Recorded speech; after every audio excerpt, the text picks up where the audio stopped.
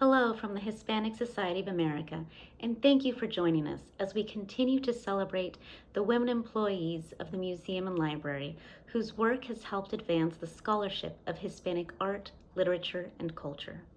This brief episode introduces Clara Louisa Penney, a staff member who was hired to work at the library in 1918 and who remained there for over 50 years. The work of Penney continues to be consulted and is the point of departure for any scholar wishing to study the collection of manuscripts and rare books within the library of the Hispanic Society. We hope you enjoy this video.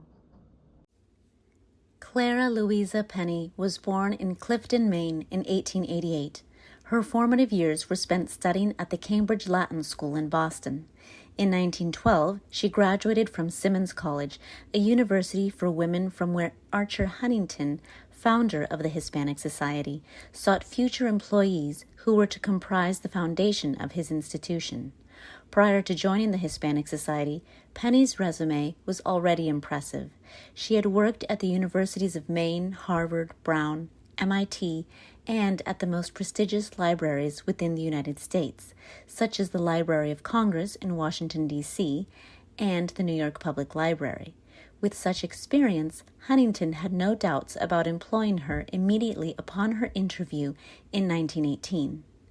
Penney's years at the Hispanic Society were ones of intense research. They did not only consist of cataloging books, but of studying them, investigating at the level of a specialist, and publishing the results of those investigations, such as in the case of her work on Washington Irving, and on the Spanish poet Luis de Góngora, and on Fernando de Rojas's influential novel La Celestina.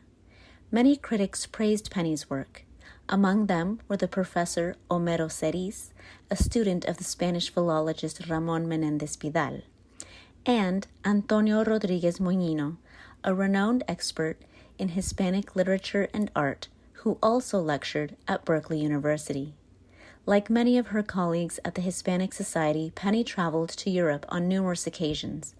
These voyages were intended as study abroad trips and were a critical and formative component of the education of the women employed at the Hispanic Society.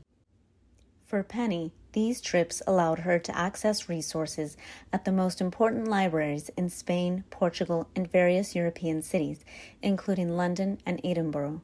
With respect to Penney's personal demeanor, one individual is quoted as having said, "A few minutes of talk with her in passing on 155th Street always left me with the feeling that the world wasn't so bad after all." Did this personality type reflect the hopefulness that was encountered within the walls of the Hispanic Society? The testimonies of the other women employees lead us to believe so. The enthusiasm with which they did their work was transmitted into their daily lives and into the way in which these women related to all others that came across the Hispanic Society. The news about Penney's passing also reflects the effect she had on her peers and their recognition of her contribution to the field.